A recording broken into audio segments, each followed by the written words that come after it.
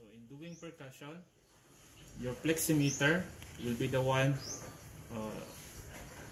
touching the patient.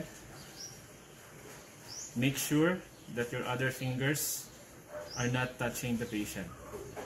So it's just the pleximeter. And with your flexor, your striking hand, this will be the one which will strike the distal interphalangeal joint. And take note, the pattern of percussion, this area, as you compare the sounds.